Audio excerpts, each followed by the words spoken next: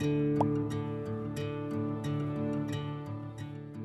all, Toves here. Welcome back to another Planet Zoo episode, and this is the start of something new. So this is Tiguidou Zoo. So this is a French-Canadian setting.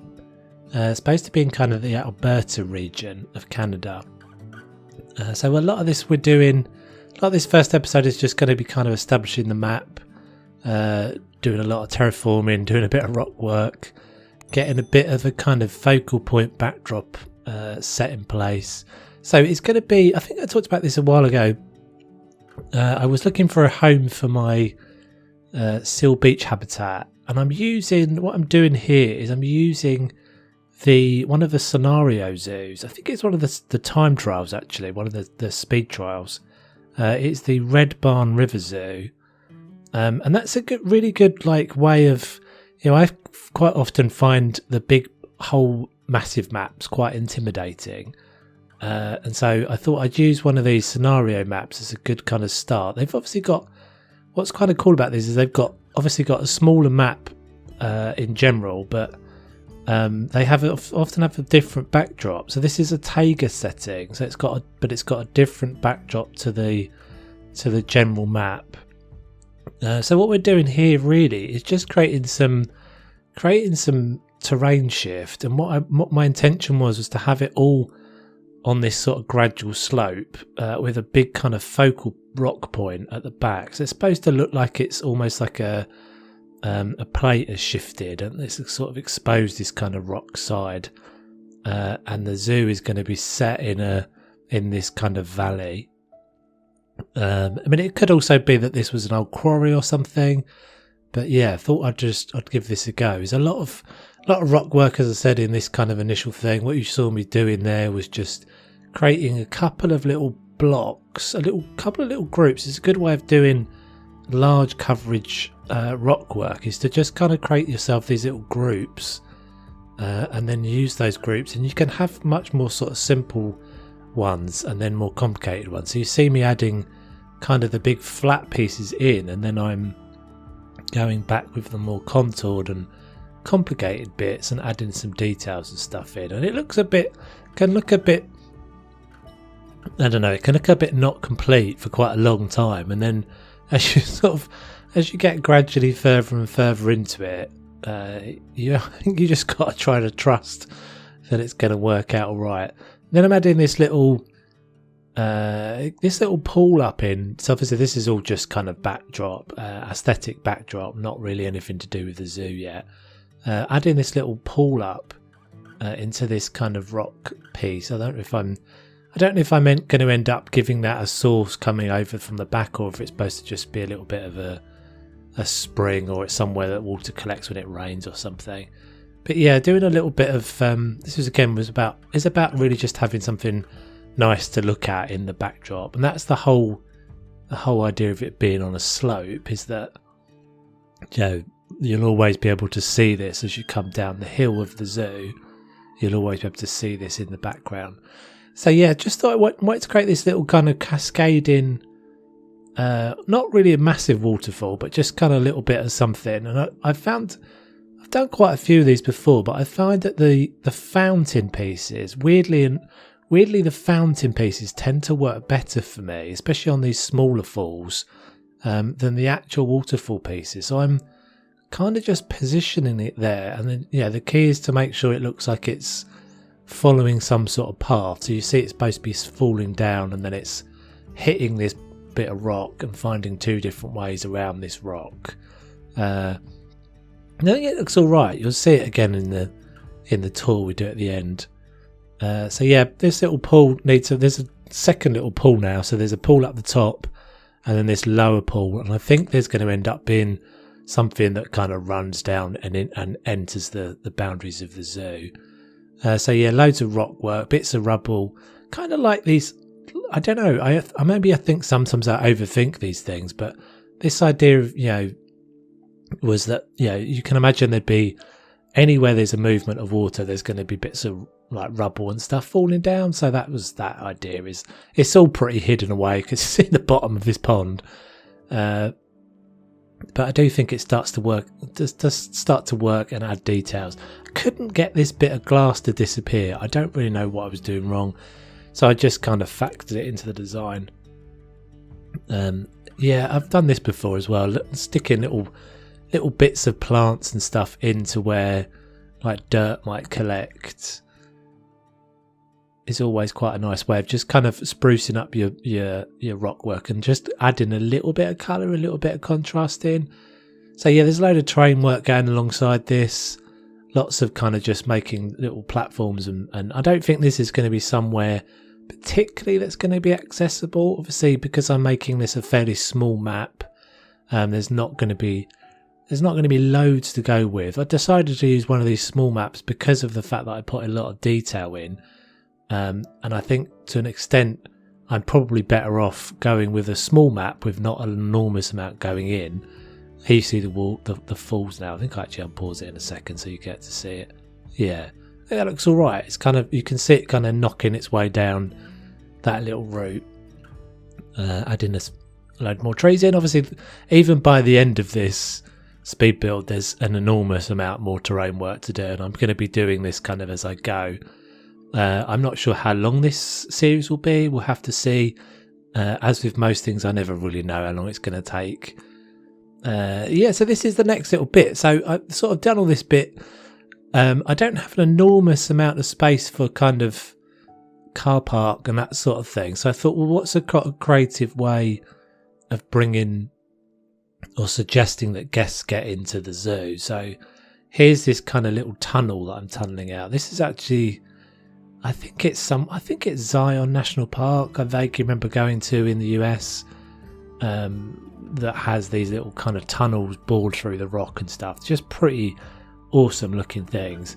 The challenge was, again, I don't have an enormous amount of space, so I'm trying to get a fake perspective with this. As you see the tunnel is getting narrower as it goes away from us up here, and then I thought, well, can I fake in some sort of like light at the end of the tunnel sort of idea, which is what I'm doing here.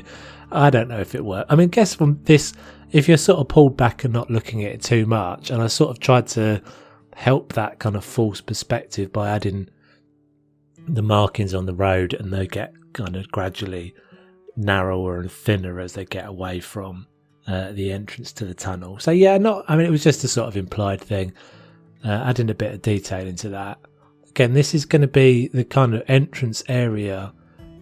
You'll see in a second, and you'll see this again in the real-time tour. There's going to be a bit that's kind of a road running off. You'll see that as we add that in a sec.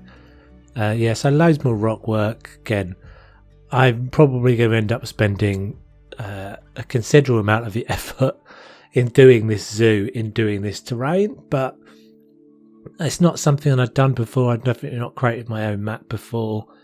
Or created my own kind of proper landscape before. It does really make a difference, I think, to the overall aesthetic of a zoo, to be able to have kind of focal points and points of interest.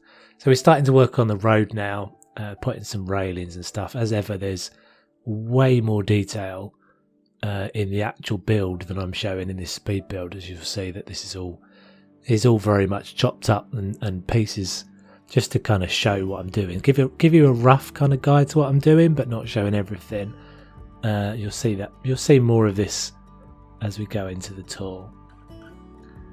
So yeah, we're getting this little. This is where where my camera is at the moment. Is where the car park's going to be, and at the moment I'm just kind of adding. Again, this is all really just backdrop stuff. So trying to create these little things that I've seen these on roadsides, especially in places where they're rocky terrain. These kind of little catching, they're supposed to be like sort of steel nets, if you like, to stop bits of debris and rock work falling down from above onto this road.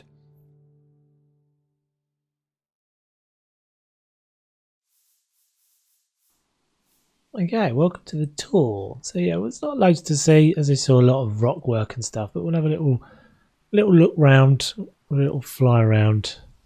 So here's the tunnel.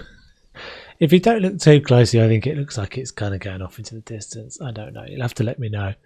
So the space for the car park. So there will be as you see, a little kind of junction off of here. So this isn't obviously right yet, but there's going to be some sort of junction into a small car park that way. We've got the road leading round alongside the cliff edge kind of here. So let's just zoom up here a little bit. And actually we'll unpause it so you can, eventually we can get the water running in the distance. Yeah, so this little road's going to kind of sweep up and over around the bend.